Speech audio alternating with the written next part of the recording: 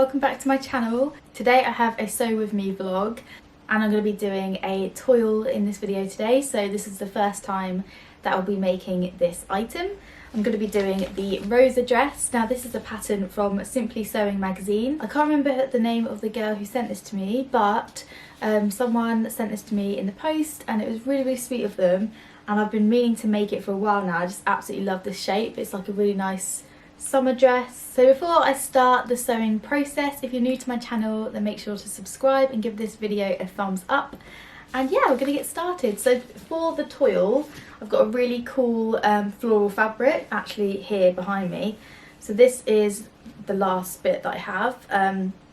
In a minute I'm gonna cut to more information about the pattern and stuff, but I thought this was really cool fabric, really nice for summer, very bright, really nice. I got this from the Frugal fabric shop. I'll link it below if she's got any left, although I'll just link her shop because she's got some really cool choices of fabrics.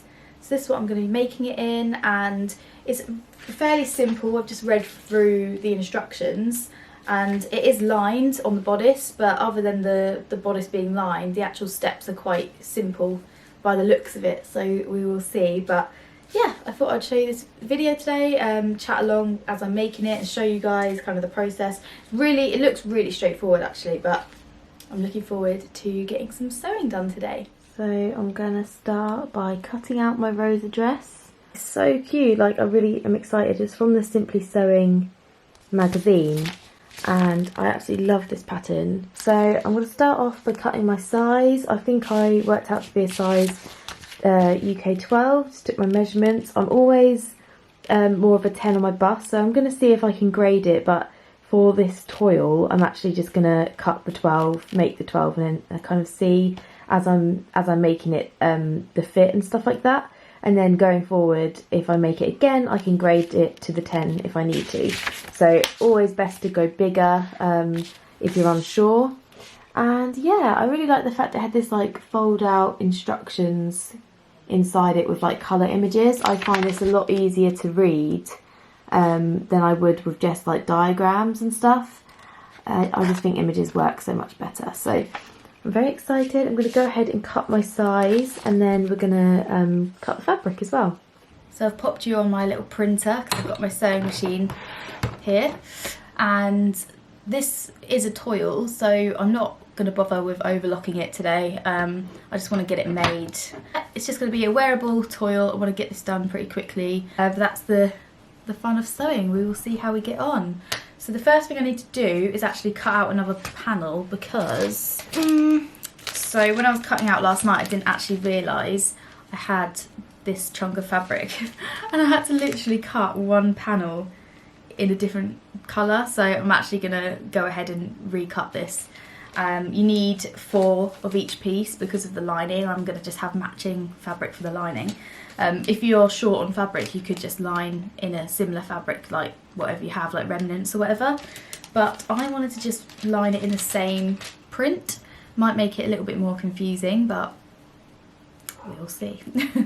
So I need to recut that, and then I will show you the kind of steps that you have to start off with. First thing I need to do is sew my centre front to my side front bodice pieces. Now we have 4 of each one, and what one do I want? We essentially have to do the step twice because we've got lining as well, so let's figure this out. I essentially have to get this straightish edge to this curved edge. Matching the notches is a good place to start, and then just basically pinning it within an inch of its life. Basically trying to say that without swearing is so hard. I'm just going to pin these together. Stitch this first one together. Normal stitch.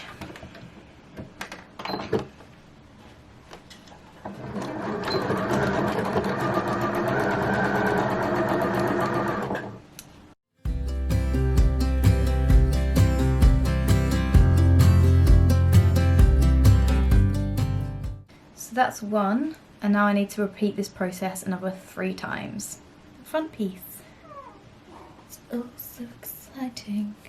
I am now going to stitch the front pieces to the back bodice pieces, and that's just on the shoulder seam. But because I have matching lining to the fabric, I'm just going to open up these back pieces and then choose which one I prefer. I don't know about you guys, but at the start of lockdown, you can probably tell by my YouTube videos, I did a lot of sewing, and I found like loads of motivation to kind of keep busy at home, and I was like, you know, wanted to sew all the time. And now, I don't know if it's just because it's sunny outside and I don't want to miss the sunshine and whatever, or I've just sort of burnt myself out a little bit, but I'm just not sewing as much. So it is nice when I come to the sewing machine and start obviously doing stuff, but I don't want to force it. I feel like you should only sew when you really, really want to, and you really feel, you know, the need to sew. I feel like for me it's a kind of relaxation, but I have to be in the mood to do it, which is why I didn't sew properly for years. I'd only get my sewing machine out if I needed to like mend stuff or alter clothing. So yeah, I just didn't sew for a long time, and I finally got the sort of sewing bug again, but I think I've burnt myself out a little bit during lockdown. So yeah, try not to overdo it. Got loads of sewing projects. My previous video was all my fabric stash, so you probably might have seen that. There's loads of things I want to make, but I don't want to force it. Like, I'll make them when it comes to it and stuff, like, you know, when I actually feel up to it.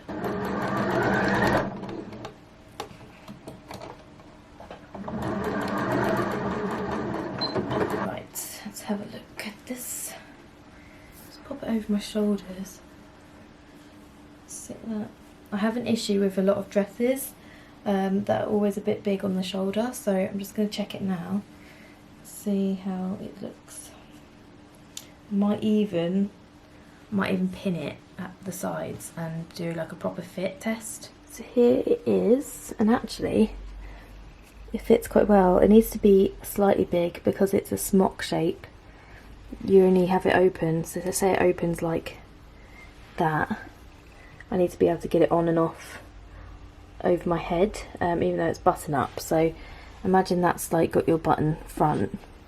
It looks quite big on the waist, but what I might do is add like a waist tie, or I could wear like a little vintage belt around it or something to tie it in, but you have to have it bigger to be able to put it on and off, because you've got no zips or anything in this particular one. So in terms of the actual dart, it's nice. I need to iron it obviously, but it should sit about there, so we can kind of make out, you know, where the buttons are going to be and stuff. It might be a bit big, you know, actually, thinking about it. So yeah, I think the shoulders are good, just needs a tiny bit altered on this side seam, so literally like a millimetre or so on the sides, not too much, and then it should fit nicely. Just so you guys can see what I've done, because of the fit of the toile, and I know that it's a little bit big around the bust, but I know I want to keep the waist a size 12.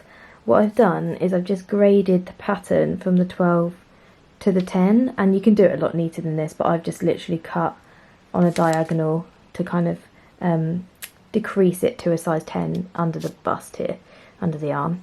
If you are a little bit bottom heavy like me, then this is a good way to get the fit right. And then usually on most patterns I would actually have to adjust the shoulders, but on this one we're pretty good. So next time this is sort of ready to cut and go. Okay, the bit we need to do now is the tricky bit.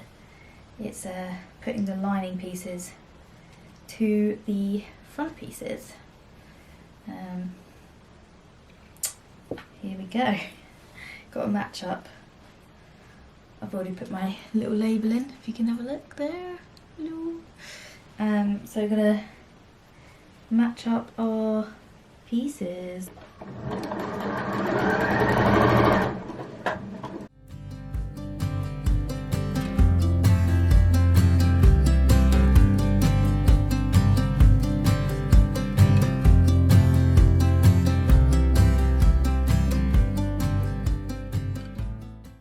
So So now what I've got to do is understitch the lining to the seam allowance, which gets quite tricky on the corner bit, so you just have to sew as much as you can. But yeah, I'm going to start doing that now.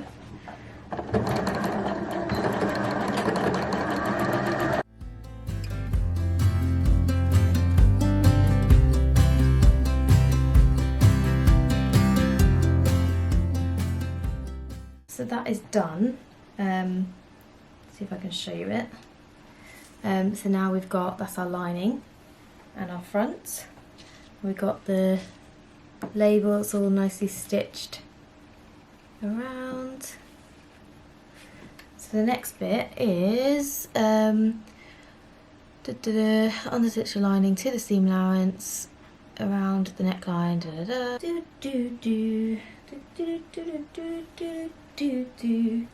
And the way we have to keep this all together is by keeping the waist bit open, so we're only sewing the underarm seams, I think. Bodice is pretty much done. It's looking really cute.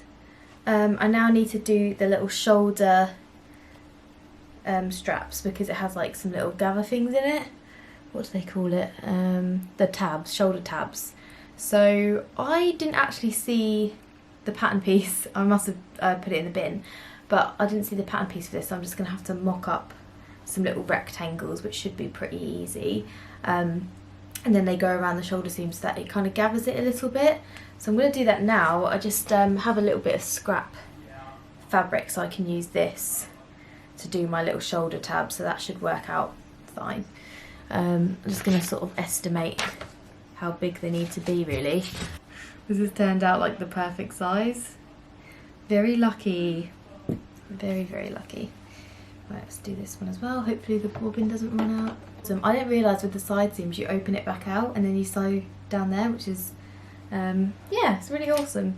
So I'm going to go ahead and do the shoulder tabs and the side seams of the bodice, and then I think the next step is the buttonholes, which is really cool. I'm going to show you the buttons that I'm going to be using in a second as well. Howdy hey! God, that's a bit bright, isn't it? My buttonholes are done, and I am using these really cute yellow buttons. I think that'll look really nice with that, so I'm going to hand stitch those on now before moving on to the skirt part of the dress. So we're getting there. I feel like the bodice is probably the most labour intensive part of the make, and then the skirt's pretty straightforward to put together. So I'm going to sew these buttons on, and here we go. Here is the bodice. It's really, really cute. Now I just need to do the skirt, so let's have a look. It says with the skirt it's saying to do the gathers first, but I'm actually going to do the side seams of the skirt first, then gather the waist, and then attach it to the bodice like I would if I was sewing the Tilly and the Buttons Indigo dress. It's a really simple way of attaching a rectangular sort of skirt to a bodice top, so I'm just going to go ahead and do that, and then I'm pretty much done. I'm going to hem it, and then I'll put the dress on and I'll show you what the finished dress looks like.